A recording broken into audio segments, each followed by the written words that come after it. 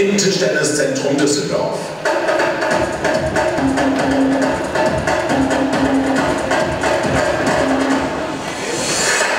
Meine sehr verehrten Damen und Herren, liebe Tischtennisfreunde, das 11. Spiel zumindest ist es heute für Borussia Düsseldorf. Ich darf Sie ganz herzlich begrüßen zur Begegnung zwischen dem Tabellenführer und dem Schlusslicht, zwischen Borussia Düsseldorf und dem TTV Gönnern. Begrüßen Sie zunächst mit mir die Schiedsrichter heute, angeführt vom Oberschiedsrichter Ralf Lautsch und am Tisch Alexandra Fritsch, Ulrich Kraus und Hans-Dieter Fiemann. Herzlich willkommen.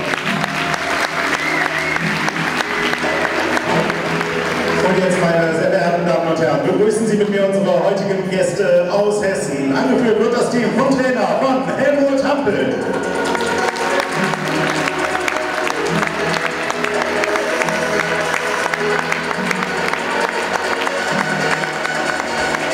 Ihr Applaus für Ruben Vilus.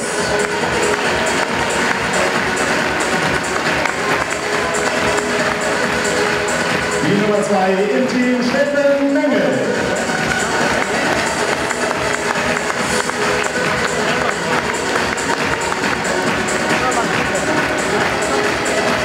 Und die heutige Nummer 1 des DTV, Antonin Gablas.